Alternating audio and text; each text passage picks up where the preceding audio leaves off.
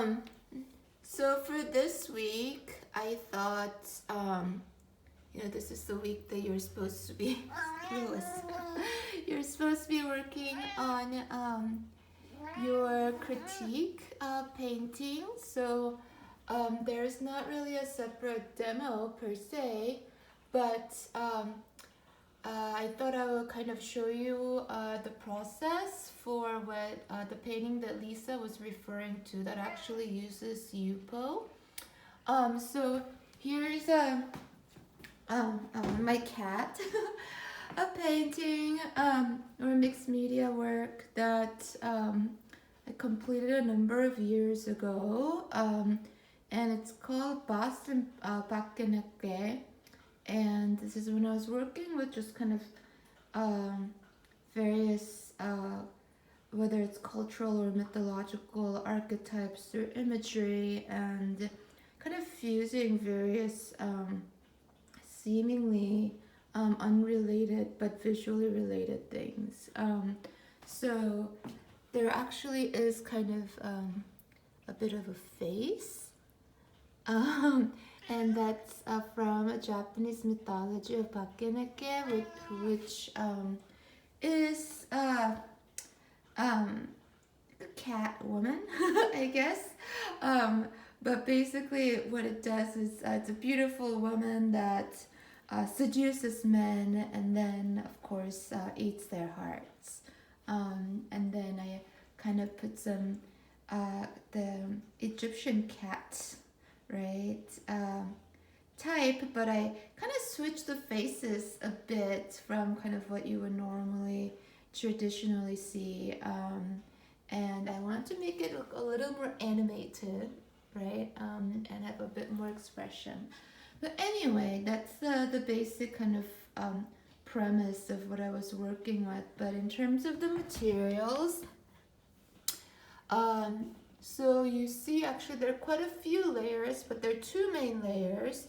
So you'll see the part where the strips are translucent. This is dura-lar, which is similar to translucent yupo, but it's actually a bit thinner.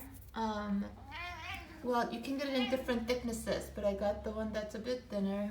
And the layer that's under, I'm so sorry, Louis! The layer that's underneath is yupo, white yupo. So that's a bigger size than what we're used to. And then I use a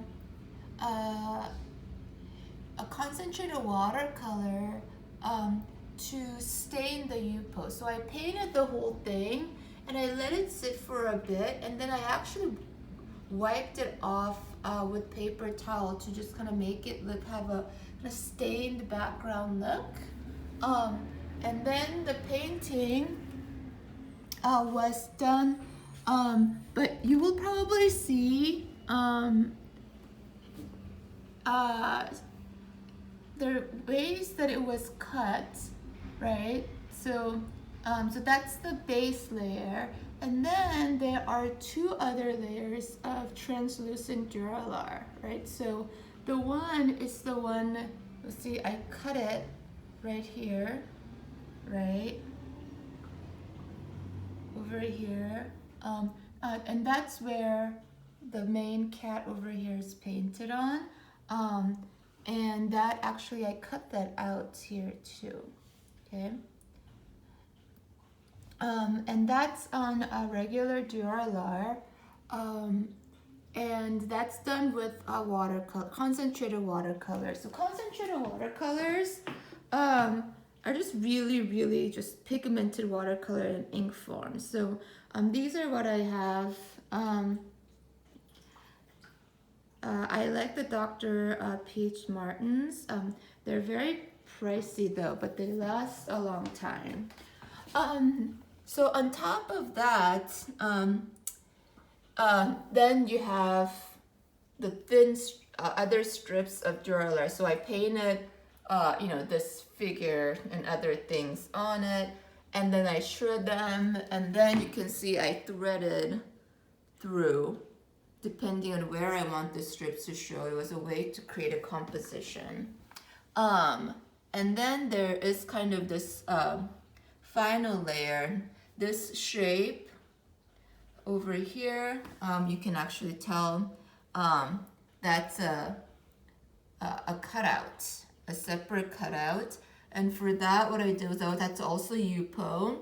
I put gesso on it and then let it dry, and then I went on top of it with graphite powder, because you can probably tell that graphite powder would not stick to yupo very well because of its non-absorbent surface. Painting it with yupo creates that grain and makes it stick.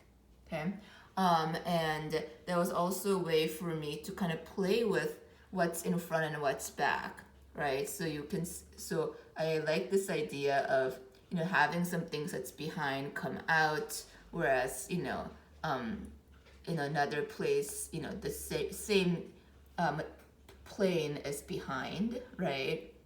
And threading through, okay? So that is kind of my exploration with yupo, one of the first times I used it.